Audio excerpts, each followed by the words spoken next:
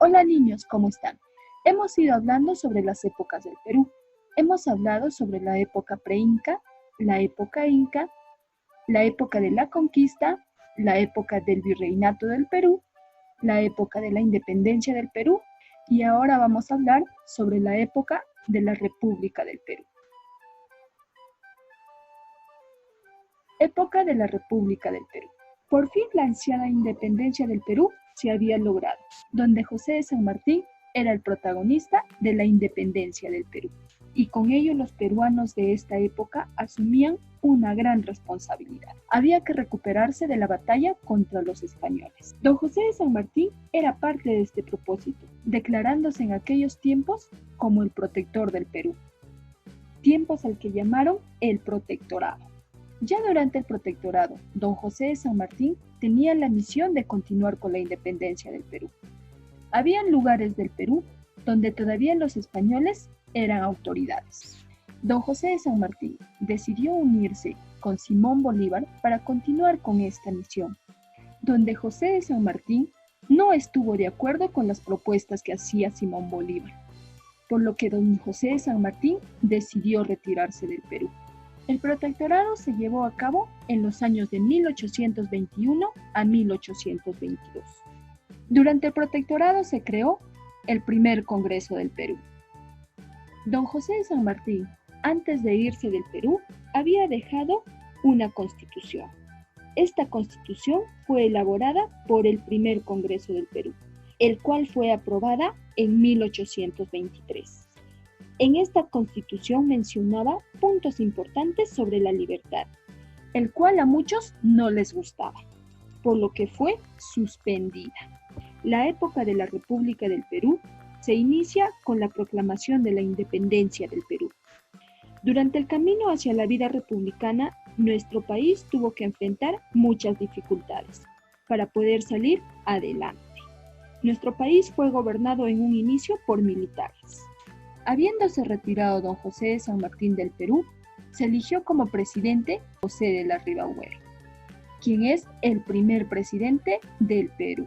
Durante este tiempo en el Perú, había muchas personas que eran esclavizadas, por lo general, aquellas personas que venían de África, y mucho abuso de los españoles contra los pobladores peruanos. Esta esclavitud y abuso de los españoles se desarrolló por mucho tiempo en el Perú.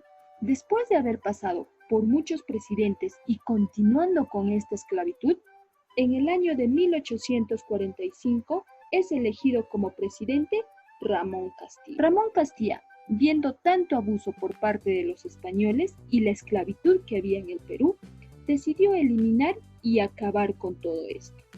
Durante el gobierno de Ramón Castilla se da la abolición de la esclavitud. Ramón Castilla decidió eliminar la esclavitud y el abuso de los españoles en el Perú. Gracias a Ramón Castilla se acabó la esclavitud.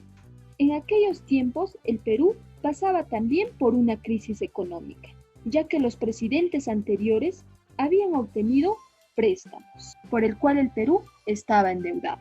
En el gobierno de Ramón Castilla se logró pagar dicha deuda, iniciando la etapa de crecimiento de la economía del Perú.